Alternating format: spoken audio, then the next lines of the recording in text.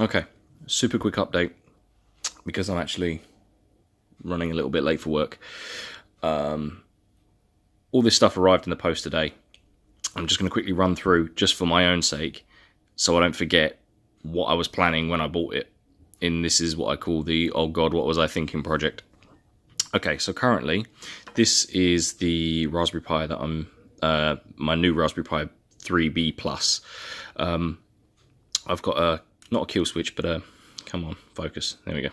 On the top is a on-off switch. So it's press once for on, press twice for off, and hold for a reset. This switch here, single throw switch. It's literally just connected to the 5-volt fan on the front. It's nothing special. I've run into a couple of problems. Firstly, the where the power or where I've put the little switch covers up the drive light. So the power light and the drive light are behind here. So I bought some little LEDs. I had to buy 100.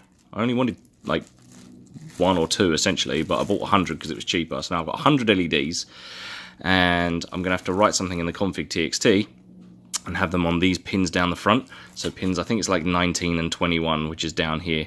So I'm going to have 2 drive lights. It will shine through the opaque case along here and actually light up this side so I can see. Because where I have it set up under my TV console, sorry, my TV cabinet, it's really hard to see the drive light. So I don't know whether it's on or off. Not that I really need to, because all I've got to do is reach around the back. I wanted all the controls at the back of the thing, so you don't see them. All you see is that at the front. Right, so rather than buy another Raspberry Pi, what I thought I would do is buy one of these. Now this is a focus. Are we going to focus? Let's go back a bit. Right, so this is basically an SD switching device. So you put one SD card in there, and you also put an SD card in there.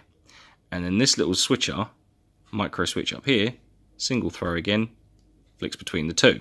It's just called a 2-in-1. It's a little Chinese thing. So I thought, well, I could do that and then put that in, where does it go? It'll go in here, like that. The only problem is, I don't really like that. I don't think it looks particularly nice. So then what I thought I would do is bury it inside the machine. 2 problems again. 1, how do you connect it to the SD port? And 2, what do you do about that tiny little micro switch? This thing will not focus, will it? Right, so I can, if you can see, there's little 3 solder marks up here. I'm going to desolder these 3 little pins here and remove this micro switch and wire it to another one of these single throw switches that I bought and put that in the middle. So there'll be a 3rd one essentially here sticking out. And then where do I put it? Well, once that's off, I thought I could stick it this way, like Tetris it to the fan on the inside, because it is quite thin. So I don't know if you can see, with the fan is kind of a square shape. I'm going to actually just stick it to the inside of that, and there should be enough room over the HDMI and in between the top of the case and that switch on top. And now I have to somehow connect this end to here. So I bought one of these ribbons. The ribbon itself, you would think that the SD card would sit in. It doesn't. It actually clips in. Oh, how do I get this to work again? Right, so it's this way around. It actually sits in those 2 little notches there. And you kind of press it against the contacts. Oh, I don't want to break this thing. Not that it's overly expensive. All these parts were like pretty cheap. But I just don't want to have to wait for another one to turn up. So you kind of press it against the contacts like that, and then lock it like that.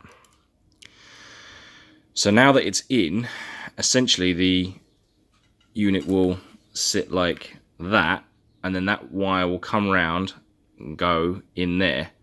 I'm going to have to cut a basically like a letterbox shape for that to come out these holes here and over the display, the little display connector inside, and then back out of the machine and into here, and it should just sit in there.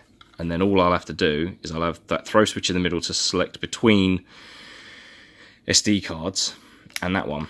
So what I would like is, I've got the 64 gig that I have at the minute. If I put that in the A side, and this one is the old style push, like that. So that's now clipped in.